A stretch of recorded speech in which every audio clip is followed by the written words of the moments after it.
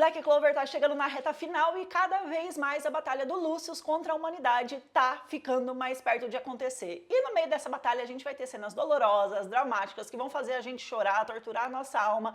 E existe uma probabilidade muito grande do Lucius transformar o Julius num paladino e por causa disso ele acabar sendo morto pelas mãos do próprio Yami e do Vengeance. Então vamos lá descobrir como isso pode acontecer, lembrando que esse é um vídeo de teoria e tem spoilers do mangá. Mas eu acho que a maioria das pessoas que acompanham aqui acompanham o mangá também. Na descrição, gente, tem um link com centenas de Funko Pops Action Figures, tá? Pra vocês poderem colecionar. Tem Funkos a partir de R$ 63, tem dos chaveirinhos do Black Clover, Funkos de Black Clover. Chegaram novos também de Attack on Titan, tem um do Levi que tá muito massa, muita coisa de One Piece, Dragon Ball. Além de ter também camisetas de Funkos, então você vai encontrar de Hunter x Hunter, de Boku no Hero. E se você quiser fazer um pedido pro Shenlong, você pode fazer, porque tem um em tamanho real lá na loja, muito massa. Então assim que o vídeo acabar, clica pra poder conhecer. Desde que o Lucifero foi derrotado e o Lucius colocou as mãos no coração lá do demonião, a primeira fase do plano maligno do vilão foi concluída e com isso ele pôde dar início na fase 2, que consistia em tomar o poder, né, para ele ali, de Clover, do reino todo, e criar um exército de seres humanos purificados que fariam parte de uma equipe de alta classe, de alto escalão, e que seriam aí os responsáveis por impedir que os magos dos 4 reinos daquele continente frustrassem os planos do Lucius, porque nenhum ser humano em sã consciência ia aceitar que alguém viesse e reivindicasse, né, por uma posição de rei mundial dominante sobre todo o resto dos seres da face da Terra. Principalmente quando a gente leva em consideração a forma como o Lucius pretende fazer isso, né, e a forma como o poder dele se aplica, é basicamente pegando ali o espírito de um demônio, purificando esse espírito com o seu poder e fazendo ele voltar para a forma original de pureza, porque vale lembrar que os demônios, antes de serem demônios, eram anjos, seres celestiais, puros, divinos, né, que serviam a Deus. Só que eles foram expulsos do céu porque eles se rebelaram contra esse Deus, tendo a sua luz convertida em trevas e se tornando assim demônios. Com esse demônio tendo sido purificado, o Lucius insere ele no corpo de um ser humano vivo, unindo o espírito desse demônio com o do ser humano, né, une esses dois espíritos, e ali dentro desse corpo dá origem a um novo ser, um ser humano de moral íntegra, pelo menos é o que se acha, né? Sem malícias, maldade e essas coisas, que na verdade são subjetivas, porque só de fazer o que eles estão fazendo já fica claro que eles não têm integridade nenhuma nessa moral, nessa ideologia deles aí que é pura maldade. Mas dessa técnica que ele aplica o seu poder, ele consegue dar origem aos paladinos, que são seres humanos com uma capacidade física superior à de um humano normal, a de um mago normal, né? Com uma quantidade de mana bem maior também, e que tem a capacidade de usar, além da própria magia, a do demônio que está mesclado ali com o seu espírito. E o pior disso tudo, a mente dessa pessoa é completamente transformada, né? Como se fosse uma lavagem cerebral mesmo. E isso é uma analogia a diversas religiões que a gente tem na face da Terra aí, que fazem muito isso com as pessoas que passam a integrar aquele grupo, né? Porque ali eles são completamente transformados. Eles passam a idolatrar o Lucius como se ele fosse o grande salvador e entendem que o plano dele é o único que é realmente capaz de acabar com a injustiça e com a maldade do planeta. E o primeiro caso desses que a gente viu foi a irmã Lily. Assim que o Lucius tocou nela lá, os ideais de moral, sonhos, desejos e todos os ideais dela foram tudo remodelado e ela passou a desejar exatamente o que o Lucius também desejava. Só que acontece que alguns dias depois dele ter declarado a data do grande julgamento contra a humanidade, a Lily chega com mais 2 paladinos ali no País do Sol e é lá que a gente descobre que o poder do Lucius é muito mais abrangente do que a gente esperava, porque já tinha ficado implícito através da silhueta lá dos paladinos que ele poderia ressuscitar os mortos e trazer eles de volta à vida, porque uma dessas silhuetas era muito parecida com a do Morgan, irmão gêmeo do Nat. Então isso significaria que ele teria a capacidade sim de trazer quem morreu de volta. Mas como ele poderia fazer isso se o corpo da pessoa já apodreceu, já entrou em decomposição? Bom, as informações que a gente teve através da Lily recentemente deixa claro pra gente que ele pode construir corpos humanos do zero e colocar uma alma lá dentro, que foi o que ele fez com o Hisu, por exemplo, que era integrante do Sol da Meia-Noite lá no começo de Black Clover, que morreu depois de uma batalha contra o Asta Noelle e o Magna, e ele reapareceu agora como um paladino, né? E como ele tinha se autodestruído, não tinha sobrado nada de corpo físico pra ele, né? Pra ele poder ser ressuscitado. Então, pra ele tá ali de novo, ele precisaria de um corpo novo. E o Lúcius faz isso através da junção das magias de sangue, de ossos e de corpo ali dos seus irmãos. Então, através da magia das almas dele, ele faz o remodelamento lá e tal, e encarna essa alma que ele pescou no inferno, no céu, ou sei lá, no limbo que a alma tivesse, e coloca nesse corpo que ele criou. Então, se ele pode fazer isso com quem já morreu, ele pode criar qualquer corpo humano do zero, né? Com uma casca vazia, um receptáculo mesmo, e pegar qualquer alma e transferir para lá. E quem é que tem duas almas num corpo só? Esse corpo mesmo que o Lúcio está habitando nesse exato momento, né? Se um corpo nasceu em uma condição rara, que estava encarnado ali por duas almas ao mesmo tempo, sendo a do Július uma e a do Lúcio outra, e o Lúcio tem a magia que pode controlar a própria alma do ser humano, modificar ela, essas coisas todas que a gente já viu, isso pode significar, olha só, pode significar, tá? É uma teoria, que ele tenha alterado o estado de consciência da alma do Július várias vezes ao longo desses anos todos, né?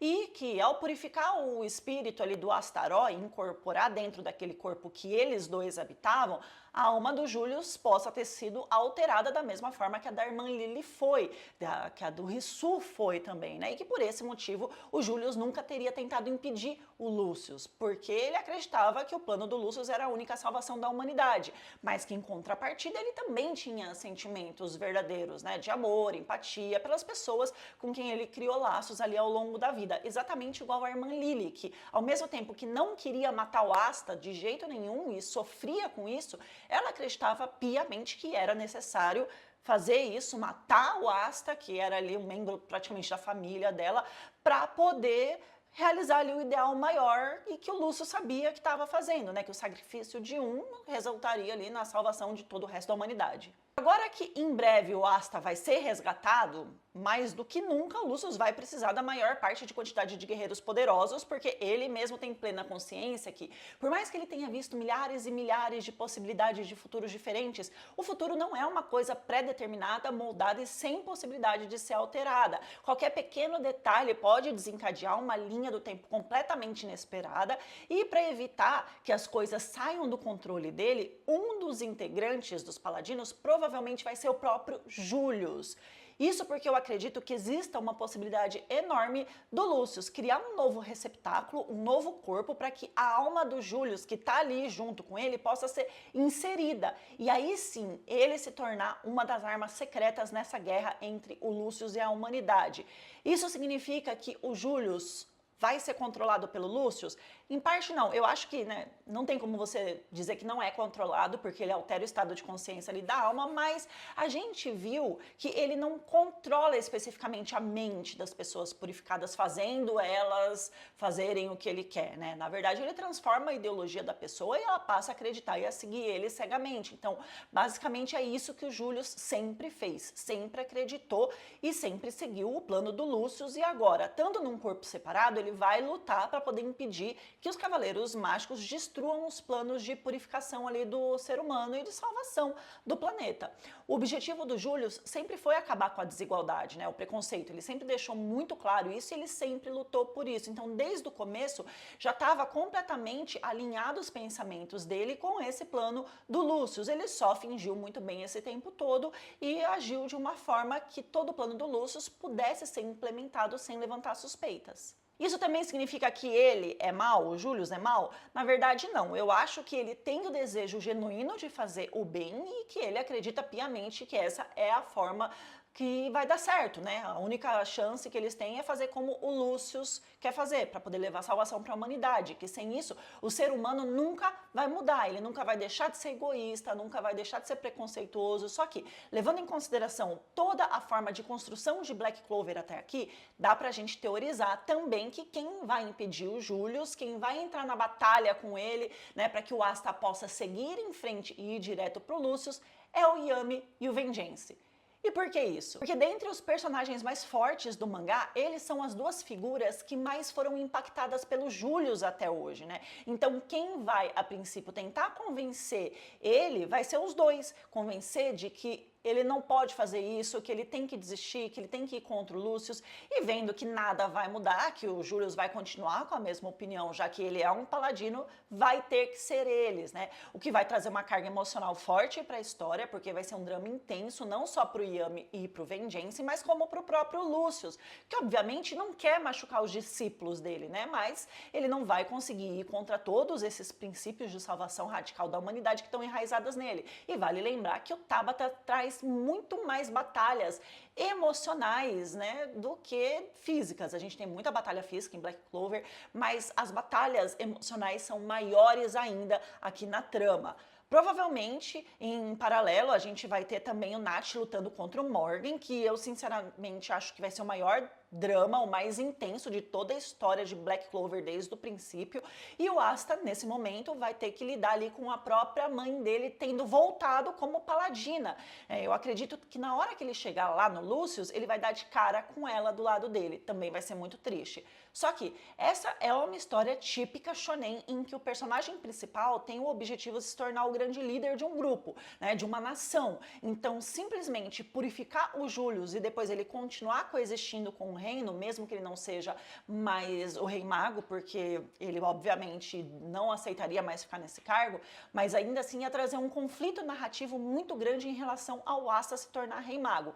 Obviamente ele não vai ser rei mago agora, logo depois do fim, né, do Lúcio, que ele vai conseguir alcançar esse cargo. Muito provavelmente ou o Fuego Leon ou o Nozel, até mesmo o próprio Yami, vão assumir o cargo de rei mago de Clover, para mais na frente o Asta, né, um pouco mais velho, mais experiente, poder assumir essa posição, porque não se trata de só ser o mais forte do reino ali, mais forte que todo mundo, se trata também da capacidade de gestão de equipes, gestão de crises, análises técnicas, assim como a gente viu o Ryuya fazendo recentemente no País do Sol, para isso acontecer, né, de uma forma que não fique Disney, né, não fique incoerente. Então, o Julius vai precisar não só ser derrotado, mas como ser morto. Isso vai acontecer pelas mãos do Yami e do William. Isso também é criar um paralelo com acontecimentos lá do arco dos elfos do início, né, em que o Julius tentou parar o Vengeance, que tinha lá o corpo assumido pelo elfo, e que foi encontrado pelo Yami ali já estando morto, né, que foi uma cena também bem impactante na época. Só que a gente ainda precisa também conhecer a verdadeira magia do Julius. É bem provável que ele também compartilhe ali da magia do tempo com o Lucius, já que essa é a magia do Astaroth, que foi purificado e incorporada ali no corpo deles, enquanto os dois habitavam aquele corpo, mas a magia dele mesmo, a que pertence a ele, a gente ainda não conhece, e isso vai tornar as coisas bem mais difíceis para os capitães que estão ali, né? Então, eles só vão mesmo conseguir vencer o Julius por estarem lutando essa batalha juntos. Com a derrota e estando ali à beira da morte, o Julius sentiria que realmente ele foi liberto do fardo que ele carregou a vida inteira em relação aos objetivos dele, dessa ideologia na qual ele foi cegado por causa da magia da alma do Lucius, e pela primeira vez ele iria se sentir livre de verdade para sentir o que ele realmente queria, desejar os próprios desejos. E ele vai expressar que espera que o Yami e o Vengeance, junto dos outros Cavaleiros Mágicos, obviamente, livrem o reino das mãos do Lucius Zogrades. Isso tudo é só uma teoria, ainda tem bastante coisa para rolar no mangá. O arco do País do Sol acabou de ser fechado, então a gente ainda espera os próximos capítulos para ver o que vai acontecer. E vai acontecer muita coisa boa, eu tô bem ansiosa para isso. Me contem aqui também as teorias de vocês, que depois eu vou dar uma olhadinha aqui nos comentários. E aí eu vou ver se consigo fazer alguns vídeos em cima disso também, tá bom, gente? Beijos, até o próximo vídeo. Tchau.